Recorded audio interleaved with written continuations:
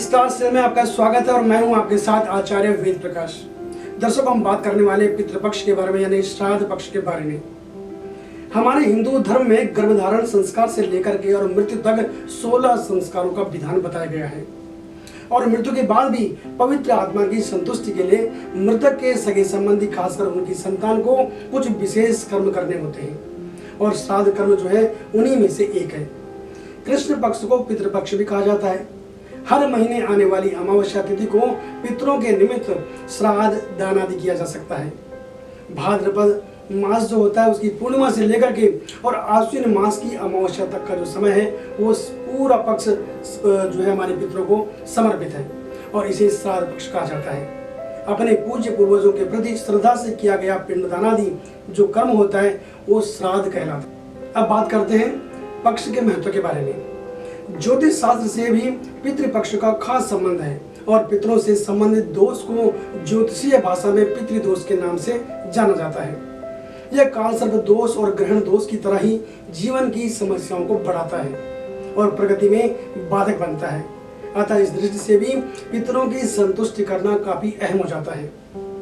देखा गया है कि यदि किसी भी जातक को सफलता प्राप्त नहीं हो पा रही हो, संतान सुख से नहीं मिल पा रहा हो, दिक्कतें आ रही हो, परेशानियां आ रही हो या आर्थिक नुकसान हो रहा हो और भाग्य साथ नहीं दे रहा हो तो इसका कारण पितृदोष भी हो सकता है। परंतु इसका आकलन कोई अच्छा ज्योतिषी कर सकता है। एक नजर में कोई भी ज्योतिषी इस तरह की जो परेशानियां हैं इनके होने के कारण के पीछे कुंडली में पितृदोष की संभावनाएं व्यक्त कर सकता है।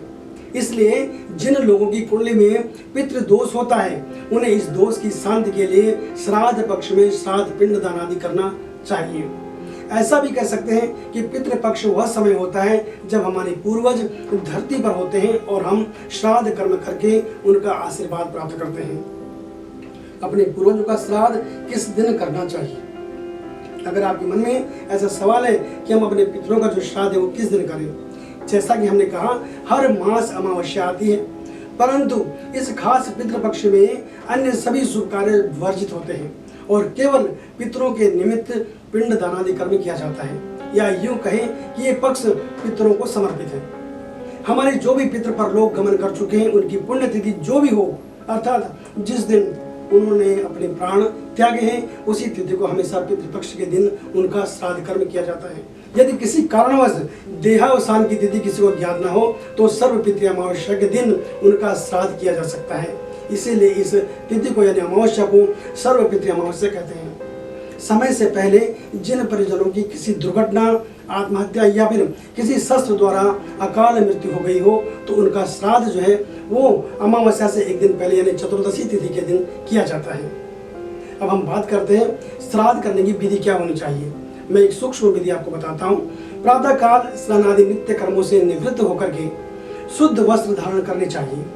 पिंड दान आदि की आवश्यक सामग्री जैसे कि दूध, जौ, तिल, चावल, कुसा और जो भोजन निर्मित किया हुआ घर में बनाया हुआ है उसको तैयार करना चाहिए।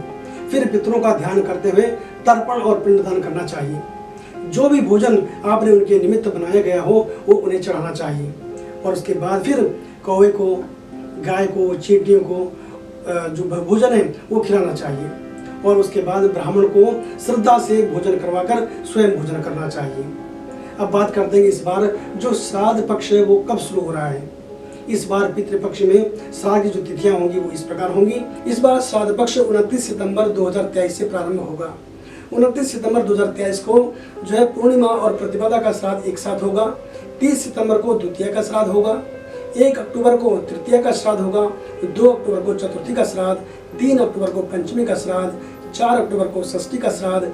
5 अक्टूबर को सप्तमी का श्राद्ध। 6 अक्टूबर को अष्टमी का श्राद्ध। 7 अक्टूबर को नवमी का श्राद्ध। 8 अक्टूबर को दशमी का श्राद्ध और 9 अक्टूबर को एकादशी का श्राद्ध होगा। 10 अक्टूबर को कोई श्राद्ध नहीं है, मगा श्राद्ध उस दिन कहते हैं और 11 अक्टूबर को द्वादशी का श्राद्ध होगा। 12 अक्टूबर को त्रयोदशी का श्राद्ध होगा और 13 अक्टूबर को ऐसे लोगों का श्राद्ध किया जाएगा जिनका शस्त्र, विष और दुर्घटना आदि में मृत्यु हो जाती है। 14 अक्टूबर को सर्वपितृ अमावस्या होगी। इसी हिसाब से आप अपने पितरों का श्राद्ध कर सकते हैं।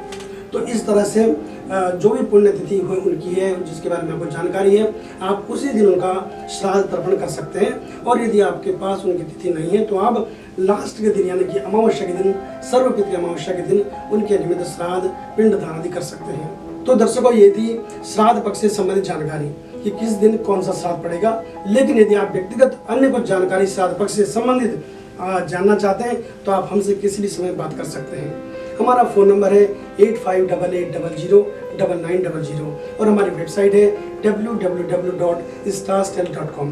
तो बने रहें हमारे साथ और देखते रहें starstyle.com। नमस्कार।